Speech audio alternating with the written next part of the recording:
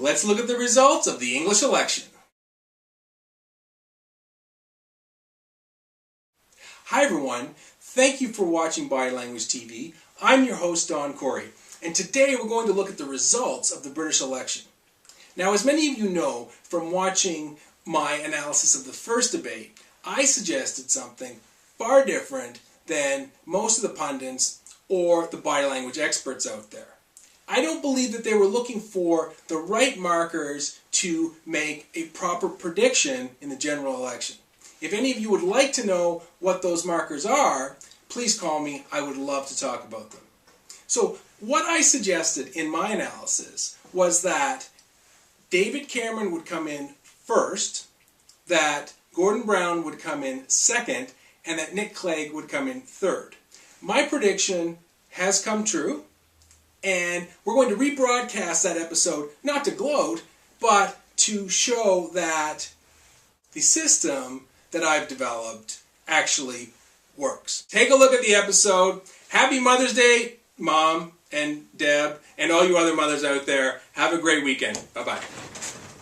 Today we're going to look at the first ever televised debate for Prime Minister of England.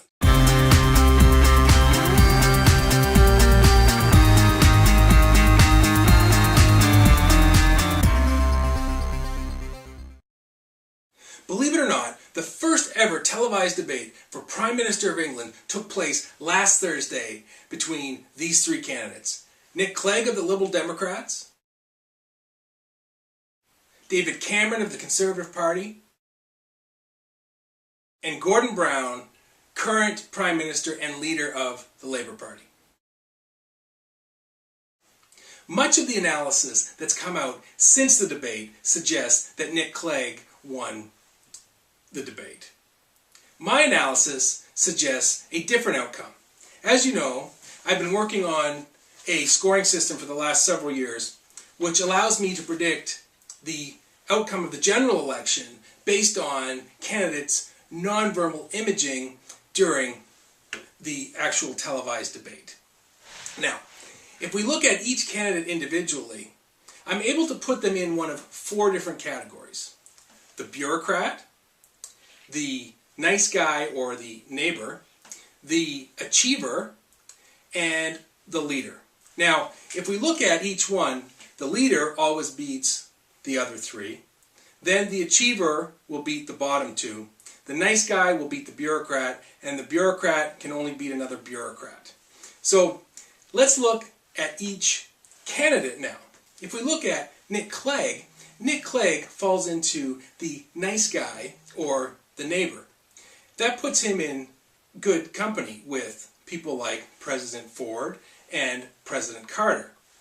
Why I put him in that category is he has high positives and has been trained in his gesturing, but he also has high negatives, and a specific type of high negative. That negative expresses fear.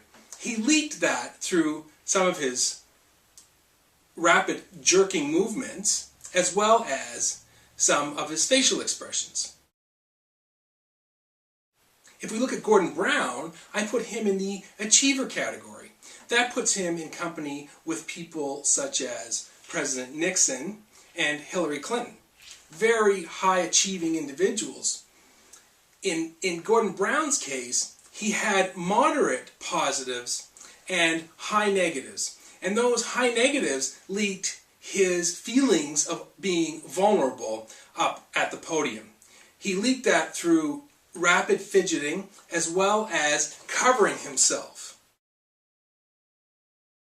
Now, David Cameron came across to me as the leader because he had very high positives and very low negatives. So he didn't leak any sort of fear or vulnerability or feelings of vulnerability, and came across as more of a leader and someone, when they go into the ballot box, would feel more apt to vote for and feel they could trust that they would do the right thing.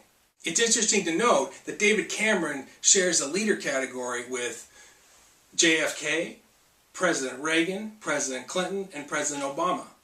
He also shares something else with President Obama, Anita Dunn. And Anita Dunn was the person who trained Barack Obama on his body language, as well as David Cameron. So I'm interested to see what happens this Thursday in the debate. If David Cameron can keep up his body language performance, he will win the general election. Thanks, everybody. Hope you have a great day, and we'll see you tomorrow. Bye-bye.